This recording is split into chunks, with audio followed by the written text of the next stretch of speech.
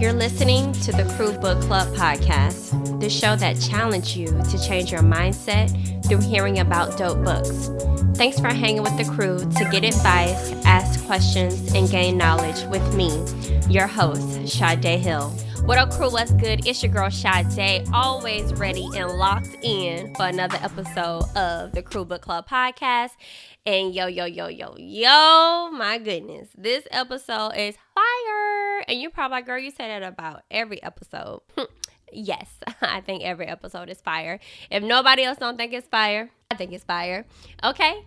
And so this is going to be one of those things that's like, oh, wow. Okay. And it all glued together. God is so strategic because the Who Gon Check Me Boo ties into the chapter. And this was not planned. Okay. This was not planned. So let's just get into it.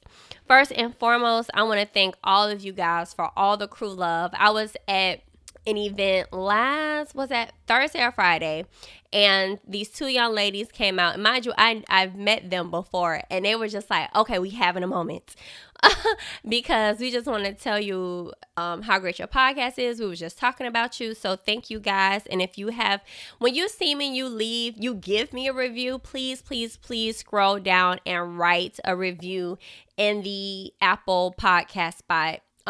You go on the main page, scroll down, you'll see write a review and leave 5 stars. Please do that because I appreciate hearing it. And you already know when we go shopping for something or looking for a movie, we always look at the reviews.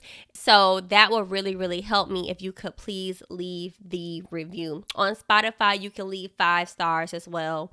But yes, I greatly appreciate it. And sharing the episodes if you're following us on Instagram, sharing the clips, and all of that will be greatly appreciated for crew love, okay? So let me give you some crew love, which is the podcast, and let's get into it, all right? So first segment of the show is Who Gon Check Me Boo? God is. He is always checking us, and we need a good check to keep us what? In check. You hear me? Okay. So this check, if you've been following our social media page, the Crew Book Club podcast on Instagram, I've been going in with this. I even have a clip of the script of the sermon that checked me the most about my body and everything. And it came from the sermon called Lock In by Pastor Sarah Jake Roberts. It wasn't this past Sunday. It was the Sunday before. And I think it was that Pentecostal Sunday. And the whole message checked me. It was a whole check me boo moment. But I wanted to focus on the specific words that she used. And I'll give you the sermon focus was scripture Acts chapter 9 verse 11 through 20, and it was like Paul's third ministry journey, where he had the time to actually sit in a city to fulfill a purpose before being ran out of a city.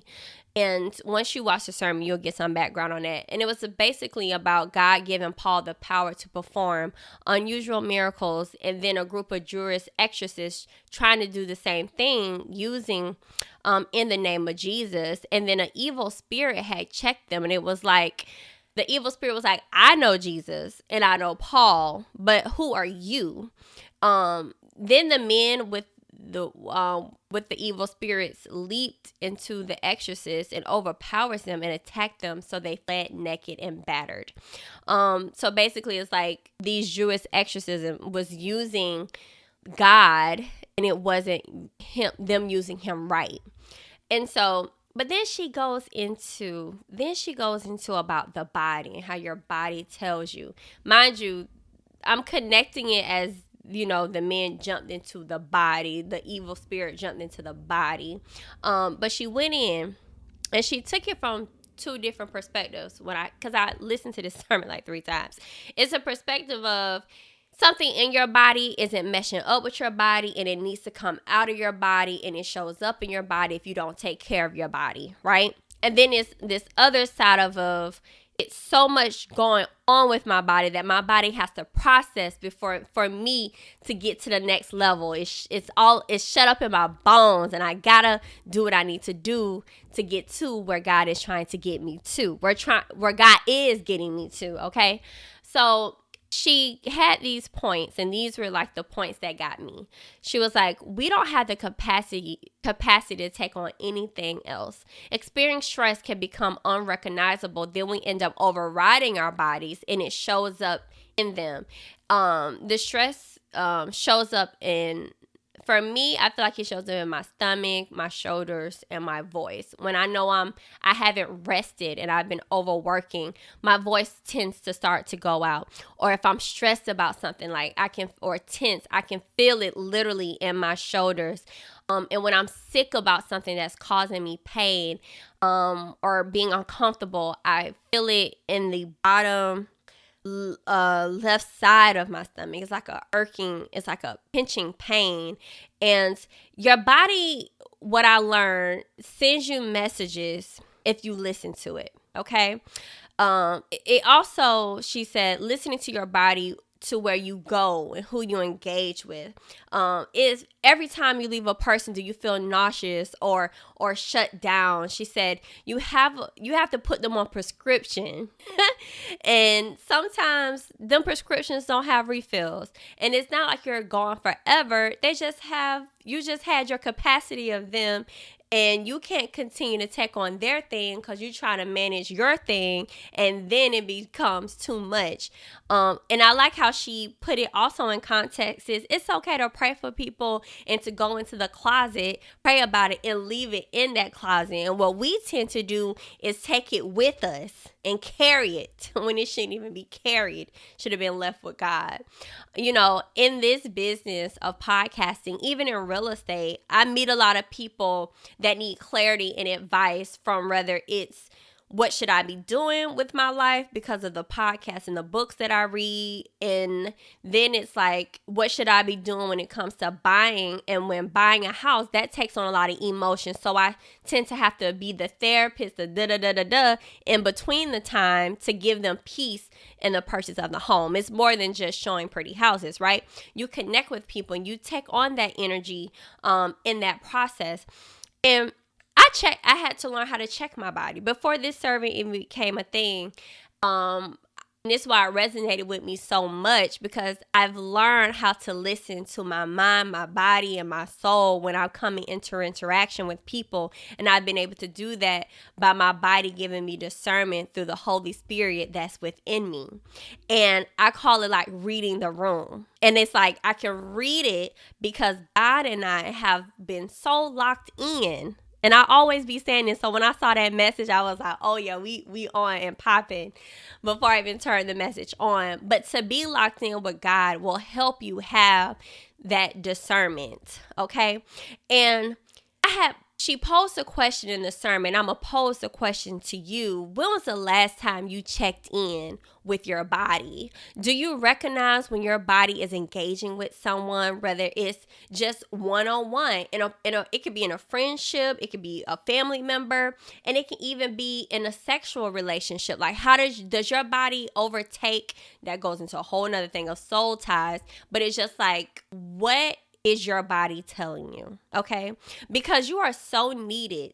And she was like, what was it? She was like, we tend to disregard and override our bodies because we end up being so needy and wanting to be adored that we don't even listen to our body, and then we end up being exploited.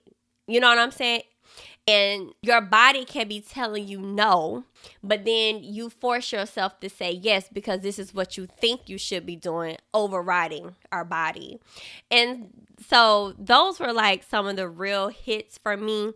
And I just want you to like really listen to the whole message and recognize what is happening within your body. And there was another thing that came to mind before we end this segment, Who Gon Check Me Boo. It's like, for me, the clip that I had posted on Instagram about it's in my bones and there's fire in my bones and what I'm doing has to be released because I'm this close and I just can't shake it. That is where I'm at when listening to my body. When I get on this microphone, it's like I could be so tired and like, oh my gosh, I don't feel like doing this. But I also feel like the enemy uses me to be tired in my body for me not to trick my mind to think I cannot get on here and perform. And every time I get on this mic, it's like fire in my bones and my body is renewed and I'm excited and I feel like my shoulders drop, the pain goes away, and it feels like I'm just birthing something every time I engage in these books and the scripture, and I'm able to give it to you on each of these episodes. So I want you to check your body when you're with certain people. I want you to check your body when you're doing certain work. Like, be in tune and locked in with your body and treat your body good. Don't get me wrong. I'm a fast food junkie, but at the same time, I know when I need to shut it down, and I listen to my body. I'm feeling sluggish. I'm feeling this. Okay, we don't need to be doing this. We don't need to be drinking this. We need to be focused on cleansing our body. So take care of yourself so you could be healthy enough to do the things that God has asked of you to do, and have discernment with your body to know who and where to go, who to interact with and where to go. All right. So that was the Who Gon Check Me Boo God is. I'm going to put the sermon in the show notes so you can click on that and check that out as well. Okay. So let's get into this book. The Mountain Is You. You also know, if you don't know, now you know. Click down. You'll see the Audible link where you're like, girl, I ain't got time to read a book. You can listen. There's audiobooks, and we have this great partnership with audible.com/crewlove. You can get 30 days of a premium audio experience. They have podcasts, audiobooks. They have wellness programs. Like, they offer a lot on the Audible, audible.com. Just Crew Love is your promo code. Get your 30 days of premium content and experience that. Okay. Now, the moment is you. Yes, this is the moment. It is for you. The Mountain Is You, transforming self-sabotage into self-mastery. Brianna Wiest. Listen, we only did chapter 4, and I was like, okay, I promise this week we're going to do chapter 5 and 6. But baby, when I started reading chapter 5 all over again, I was just like, these are going to be single episodes, because I feel like these chapters could have been broke up into 2 because there's so much good information. I don't want to just weasel over them, because I feel like a lot of these things, personally, I know I've struggled with, and speaking from people that I've engaged with or watched online, friends, foes, whatever, we are all dealing with these things. And I want to make sure we take our time and also still be able for you to get the juice from listening to me talk about the book, and maybe encourage you to listen and buy the book yourself. Okay. Now, chapter 5, releasing the past. And this can still be a struggle for me based on, depending on what thing we're talking about. There's some things in my past that I feel like are thorns in my sides to keep me going. And then there's some things in my past that are like, okay, sis, you got to let this go to continue to move forward. I feel like God sometimes put things in your life that maybe seem so permanent, right? But it's also the same thing that pushes you, right? And then I feel like there's those things where we just need to absolutely let that go and keep it moving. Okay, so let's get into it. She starts off, the second paragraph of the book is, over time we are meant to change, and we are designed to evolve. Our bodies, okay, show us this as we eliminate and replace cells, and the point that some argue we essentially completely made, quote unquote, new again every 7 years. Let me tell y'all, the name of this episode is going to be It's in Your Body. It is in your body. And I'm saying it is in your body from the stuff that needs to be released and the stuff that needs to stay. It is the tools that are already in you to fulfill what God needs you to fulfill. It is in your body. Okay. On page 137, she also gets into our mental and emotional growth follow a similar process, though it tends to occur much more often. We are in pain because though we must change our lives, we are holding on to baggage and debris from the past. It just sits there and it stores. That's me saying that. Okay. Releasing the past is a process and a practice, one that we have to learn. So like I've said in the last episode, we're not just going to wake up and everything be done. It's a constant practice and it is a process. And she walks us through some of these processes. And it literally starts how to start letting go. She says on page 138, you cannot force yourself to let go no matter how much you know you want to. So we can want to all day, but you just can't say, I want to let it go. I want to let it go. I want to let it go. Though there's affirmations, but there's also has to be actions behind those. So she continues, recovering from self-sabotage always necessitates a process of letting go. Okay. You start to let go on the day you take one step toward building a new life and let yourself lie in bed and stare at the ceiling and cry for as many hours as you need. Y'all, crying is a process to help eliminate things. It's like coming out of our souls and being released. We're going to get into that too.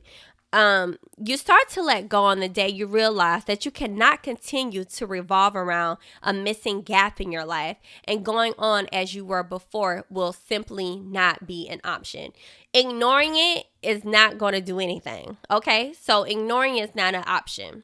Another thing, you start to let go at the moment you realize that this is the catalyst. This is the moment, okay, that you need to let it go.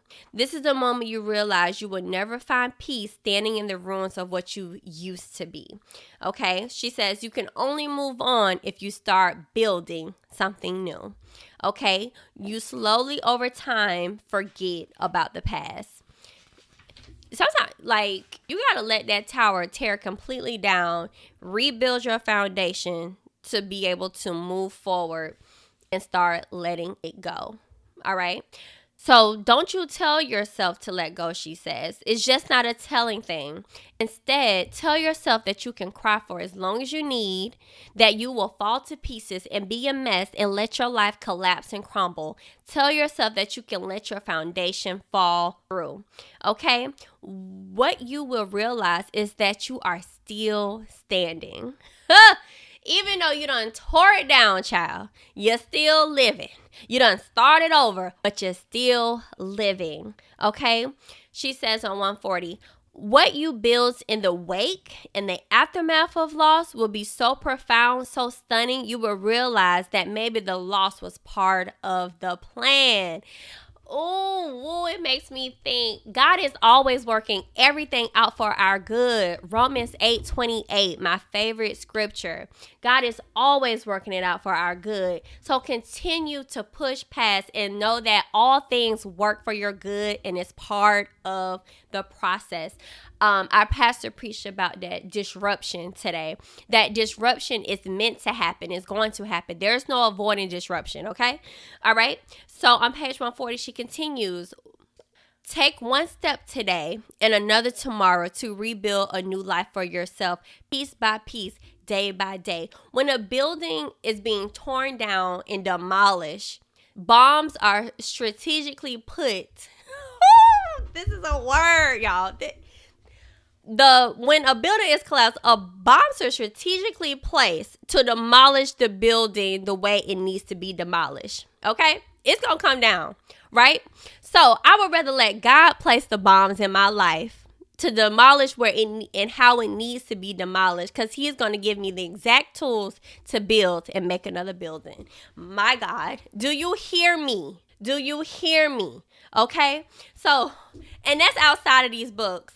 She ain't mentioned nothing in here about God, but I got all the God for you. You hear me? Okay.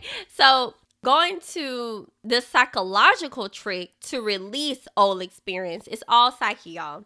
She says on page 141, just because an experience has ended doesn't mean it is over.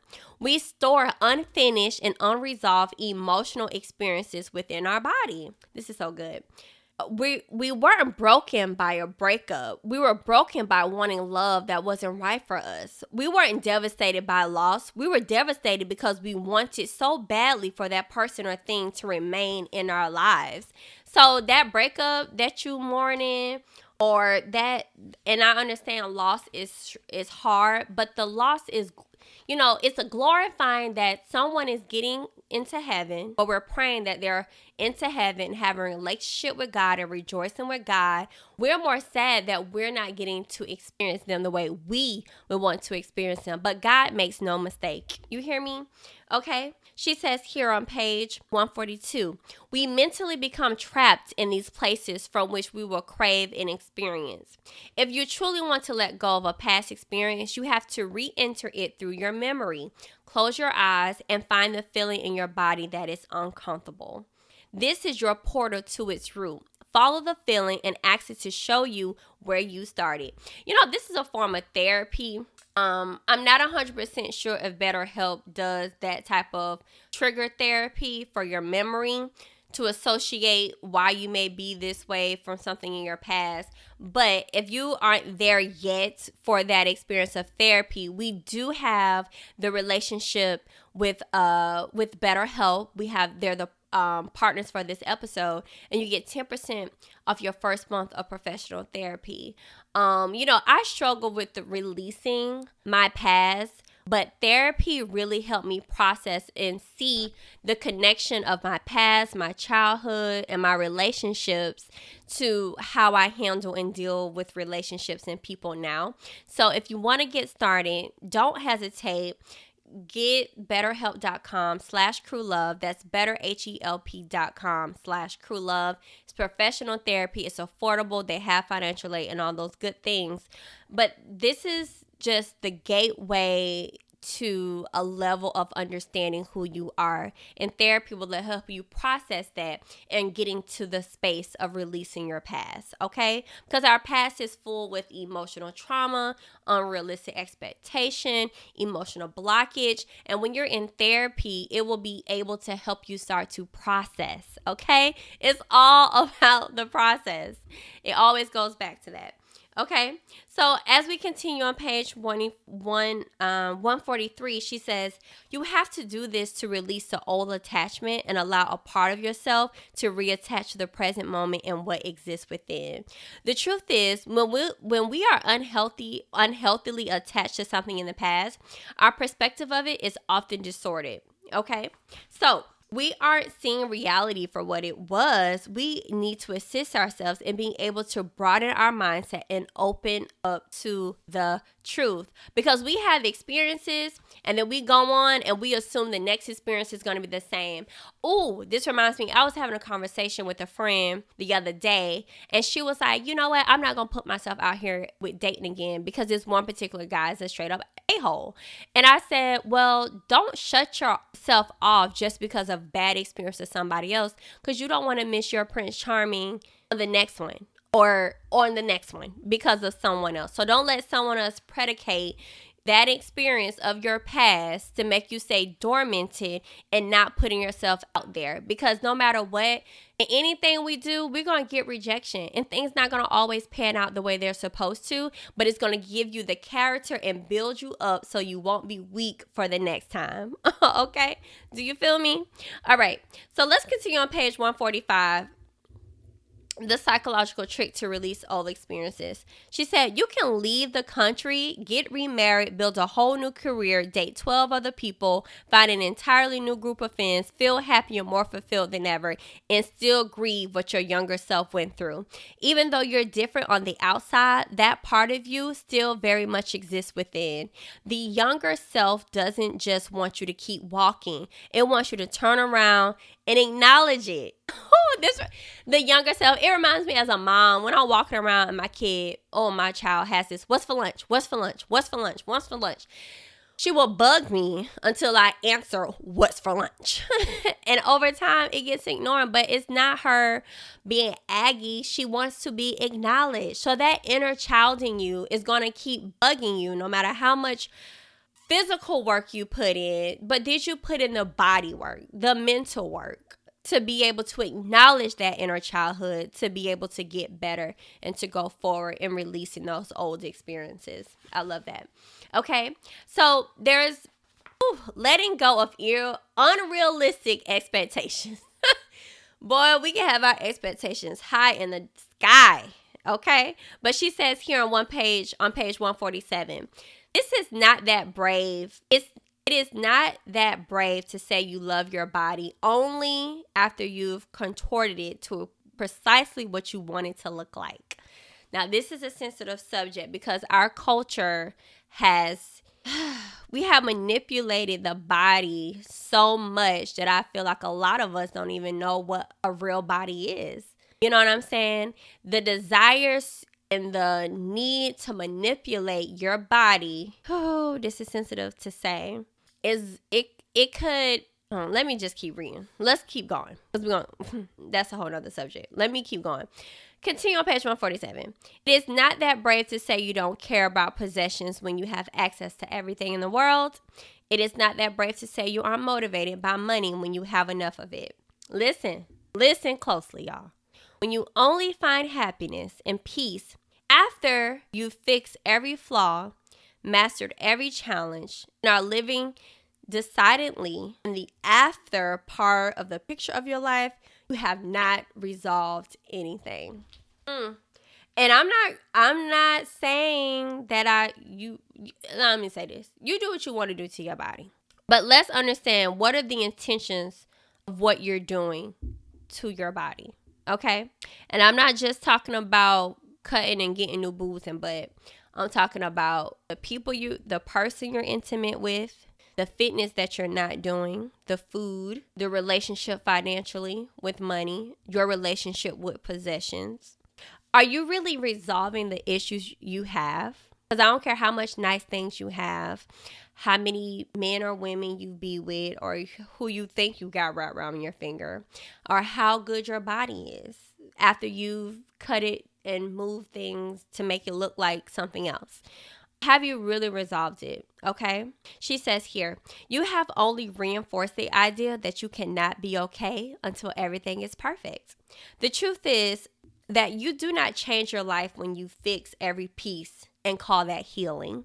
Ooh, I know that is very hard for a lot of people to hear, because like, well, I got the money to do it. It's my money. I work hard. Baby, I don't care how much money you got. If you ain't walking in that thing healed, you still gonna find yourself crying on a pillow and asking God why. And God has clearly told you why, but you don't want to do the work that he asks of you. You want to do society work by doing surgeries and doing what society deems as successful, instead of doing the work that God has asked you to do to be satisfied with yourself. Baby, do you hear me? Okay. Whew. She says here, you change your life when you start showing up exactly as you are. You change your life when you become comfortable with being happy here, even if you want to go forward. Let me tell y'all, this book will check you. And if you locked in with God too, that's going to even be like the cherry on top checking when God come in, all right? She says here, when you start letting go and being yourself, you start receiving authentic love, because you are authentic. You start doing your best and most profitable, effortless work. You start laughing. You start enjoying things again. You start realizing that you just needed anything to project all this fear onto. So you chose the most vulnerable and common issues in life. When you start showing up exactly as you are, you cut the bullshit. Okay? You declare to the world that you would not only love yourself when you see you as worthy. You will not only have values when you have everything you could ever need. You will not only be principled once you get where you want to be. You will not only be happy once someone loves you. When you show up as you are, you disrupt this pattern. Okay? The goodness of life is no longer reserved for some version of you that you'll probably never be. Y'all, this was always a game for you to explain to yourself why it is you didn't feel good naturally, because you knew how to start showing up and allowing your feelings When you still lived in darkness, you had to suppress that and project it into other issues. No longer, y'all, okay? You are showing up as you are today and taking what's yours, not what belongs to some imaginary version of yourself, okay? That is true healing, y'all, okay? To show up as you and be confident as you are without no alterations. Oh, and I know y'all gonna say, oh, that's so cliche, Sade. God made you exactly who you were supposed to be. But are you taking care of what God birthed?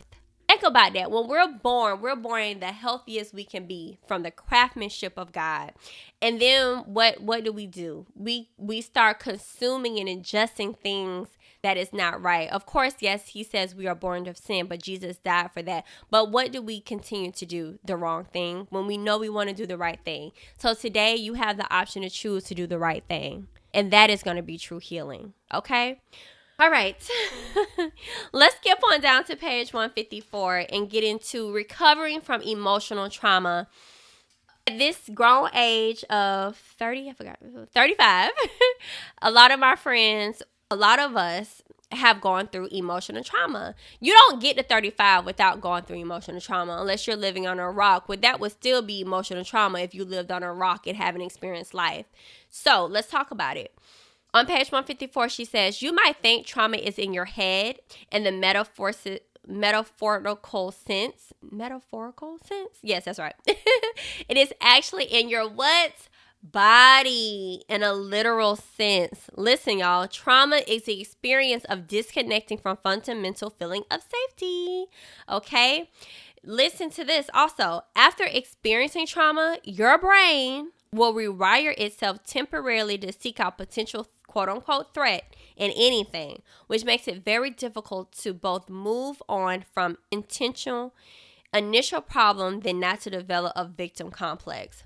This is why exposure is so effective as a treatment for fear or anxiety by gradually reintroducing the stressor into someone's life and showing them that they are able to handle it. The brain is able to return to its natural state because feeling of control and security is being reestablished. So you're like, why do I keep going through this test over and over and over and over again? It's like God is building a character to be able to strengthen you. Oh, my pastor preached about it today. It's like spiritual weightlifting. When you experience devastation or emotional trauma, think about it. I feel like every time you experience this, you've gotten better at it. And I know you want it to stop. I understand we want it to stop, but life doesn't stop. But we cannot not expose ourselves to the bad because we're going to end up missing the good if that wall is up. Okay? So experiencing and recovering from emotional trauma and then re-exposing yourself can be an effective treatment. It's like, when we get shots, they shoot what we're trying to protect our bodies from, so our bodies can adjust to it and be able to fight it because we've experienced it. Let's say this. Often, if someone is traumatized by a relationship they had when they're young, they will reinvest the energy into valuing being attractive comes down to something very simple. To them, they believe that if they are good enough, they can never be denied or rejected again. However, we will know this is not how this works. It actually makes us have unhealthy and destructive attachments to these things. If we are traumatized by a relationship, we restore feelings of safety by working on other healthy relationships. So, yes, we were traumatized. I get it. But how do we grow and recover? We try it again. Just like the friend. It's like, forget that person who traumatized you. Of course, you want to forgive them and you work through it. But don't shut yourself off from building new relationships because you could be blocking something good. All right. So what most people try to do is overcompensate in an area of life that is not a real problem. We tend to do extra more work and be extra successful or get our bodies done or do things that is not actual healing. So then it goes into releasing emotional blockage so we can heal. And she says emotional backlog is like your email inbox. When you experience emotions, it is as though you're getting little messages from your body stacking up one at a time. If you don't ever open them, you end up 1,000+ notifications deep, totally overlooking critical information. We tend to ignore the things that needs to be addressed, and you could be losing out on the opportunity of healing. So we need to open some of those emotional backlogs, because granted, some of them don't need to be open. You could be wasting a lot of time sitting around trying to open every last one, but we are becoming masters of avoiding our feelings, and we cannot do that. So emotions are a physical experience. And she says on page 159, we flush our bodies of everything regularly. So we defecate, we sweat, we cry. We literally shed our entire skin once a month. Feelings are no different. They are experiences that must likewise be released. So sis, all that stuff you have bottled in and stuff down, we cannot heal unless we release it. Okay? And that is not healthy. There's a yoga position called pigeon. And I remember the first time I ever did pigeon, I literally started crying because I was holding emotions in my hips, and I literally did that pigeon, and I literally broke down and cried. So you cannot tell me that it's not connected to your body. And it says here, before you can suppress or ignore them, they create micromuscular activations. So all that you stored in your body is sitting there waiting for you to. That even Sarah J. Roberts preached about it. That high blood pressure is not just high blood pressure. That's not opening up your emotions and allowing things for you to work through. It's just throwing them in your body and it's starting to hurt. Okay? All right. Oh my goodness, this was so good. That was a lot of chapter 5. There was another section I wanted to discuss.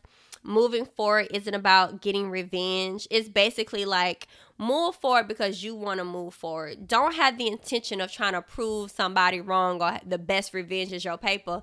Yeah, cool, whatever. But make sure whatever you're doing is intentional for you and for you to heal. Because if you're continuing to do things off of revenge, sis, you still ain't healed.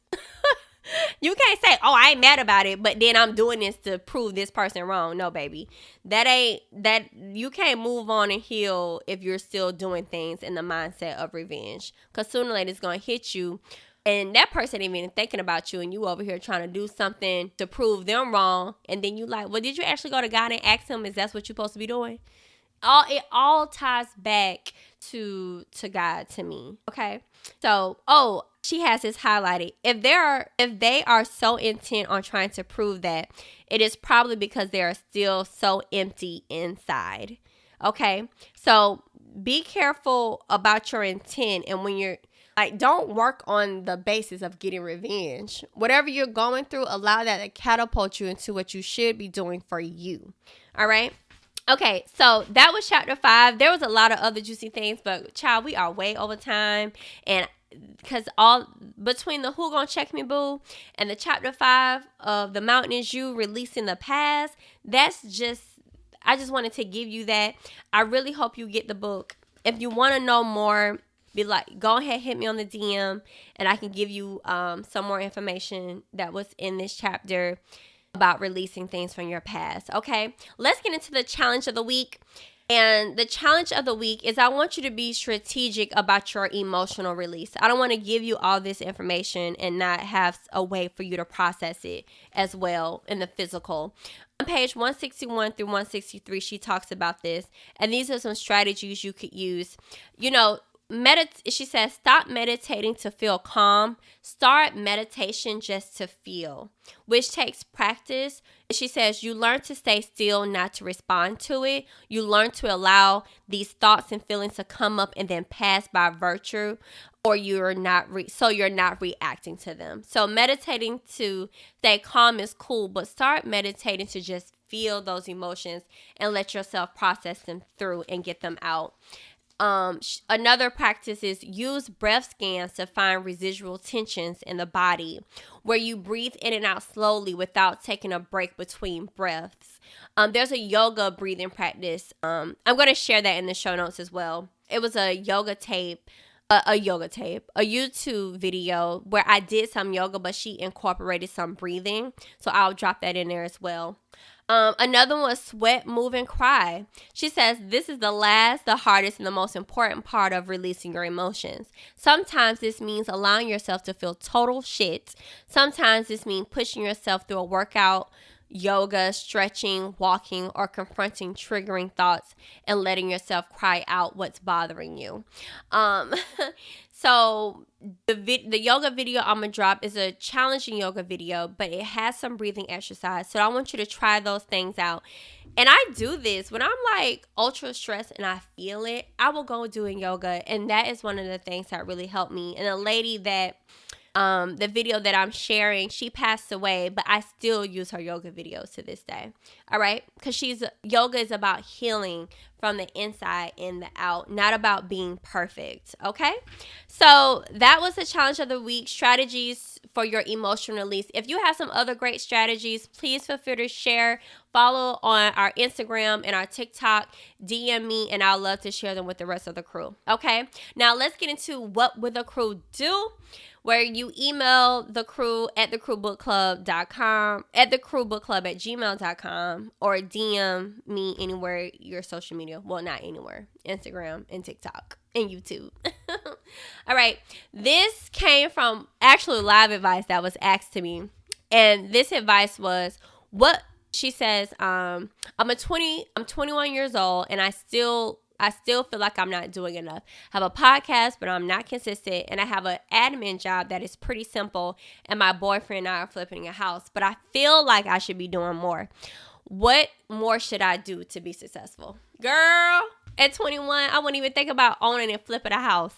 So I feel like you're on the right path. Now, as far as being consistent on your podcast, I don't know what your podcast is. If you want to share it, I would love to check it out. But I'm going to say this. Why are you doing a podcast? Why? I mean, now I hope it's for the right reasons. I think that goes back to intent. Just because podcasting is popular and that's the thing to do, that doesn't necessarily mean you need to be doing it. I'm not a person like everybody should have a podcast. I feel like everybody should be doing their will and their purpose. Like, for real. And I know some of y'all are like, well, you just started a podcast 2 years ago. But podcasting wasn't something, it was something that I wasn't like, oh my God, I want to do this because it's a thing. I literally prayed about it. I asked God, how can I get these messages out from a broader perspective and a broader range? I didn't even want to be in front of the camera. I use a podcast strategist, Carla, thank goodness for her. But she was just like, no, your face needs to be on the cover. Your face needs to be here. And I was just like, I really just wanted to be behind the mic, invisible, to give this message to you. So if you're not consistent, I feel like God blesses us with the energy to do the things he wants us to do. And being consistent in things is how you're going to become successful. Okay. And if God wants you to do it, he will bless you with the energy to be consistent.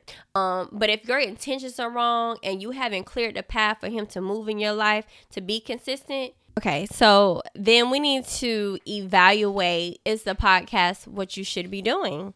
Maybe it should be something else. When we're not, and this also hit me. Who are you comparing yourself to? Why do you think you're not doing enough? It's like, when people say stuff like that, I'm like, okay, one, let's reevaluate why you're doing the things you're doing, where you don't feel like you're successful, because you could be forcing something that you shouldn't be doing. Two is, who are you comparing yourself to and where you should be at in life? And that's all I can think of right now on the spot. But yeah, girl, at 21, with your man, you flipping a house. Cool. I wouldn't even think about doing that at 21. The fact that you do have a podcast, you may not be consistent, but finding a way to be consistent. Are you not properly doing time management? That's another thing. And the admin job that you have is pretty simple. Okay, cool. Use that to your advantage. If you're getting paid well and your job is simple, use that to advantage so you can have the energy to do the things that will allow you to be even more successful. But from reading this, you have something. I just hope you're not comparing yourself to what success is, of what society says success is. Are you measuring it because you don't have a certain car, or you don't have a certain amount in your bank account? Let's reevaluate what success is, and if you're on that right path, making sure that it's aligned with what God would want you to do. Okay? So that was some What Would the Crew Do advice. If you would like some advice or insight from my perspective, feel free to email the crew at thecrewbookclub@gmail.com, or simply DM at the Crew Book Club on Instagram. All right. Well, I'm going to let y'all go. We've been on here for a minute. Sorry to hold y'all, but I hope it was good. I hope it was worth it, because it was darn sure worth it for me. Okay. The quote of the week is from the book by Brianna Wiest. The mountain is you. Instead of longing for what we didn't get then, we have to release ourselves from the past and start putting our energy into building the experiences right now. Okay? Thank you, crew, for tuning in the Crew Book Club podcast, and I will holler at y'all next week. Hey. Want to be a part of the crew? Hit that follow button so you'll never miss an episode. And while you're at it, I would appreciate you showing crew love by rating the show on iTunes and Spotify. Don't keep all this goodness to yourself. Share and tell a friend so your whole crew can be growing with you. Let me be the first to tell you, welcome to the crew.